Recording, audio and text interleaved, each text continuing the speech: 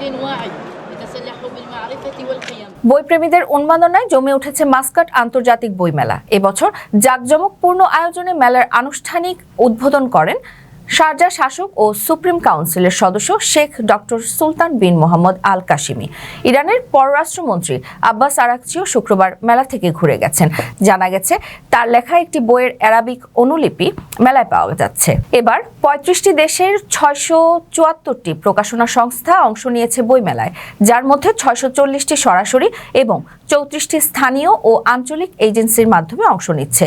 মেলার ডিজিটাল ক্যাটালগে তালিকাভুক্ত হয়েছে ৬,৮১,০৪১টি বই। এর মধ্যে ৪,৬৭,৪১৩টি আরবি এবং ২,১৩,৬১০টি বিভিন্ন বিদেশি ভাষায় প্রকাশিত। আয়োজনে ওমানের সাহিত্য ঐতিহ্যকেও গুরুত্ব দিয়ে উপস্থাপন করা হয়েছে। প্রদর্শিত হচ্ছে ২৭,৬৬৪টি ওমানি লেখকের রচনা। প্রতিদিন সকাল ১০টা থেকে রাত ৮টা পর্যন্ত সবার জন্য উন্মুক্ত থাকবে মেলা। স্কুল শিক্ষার্থীদের জন্য নির্দিষ্ট দিনে আলাদা সময়সূচি নির্ধারণ করা হয়েছে। নারী শিক্ষার্থীরা ২৭ এপ্রিল ছাড়াও ২৯ এপ্রিল ও ১ মে এবং ছাত্ররা ২৮ এপ্রিল ও ৩০ এপ্রিল মেলায় যেতে পারবেন। সময়সীমা না বাড়ালে এবারের বইমেলা চলবে আগামী ৩ মে পর্যন্ত। ওমানের সেরা রেট দিচ্ছে বাংলাদেশি প্রতিষ্ঠান গালফ এক্সচেঞ্জ।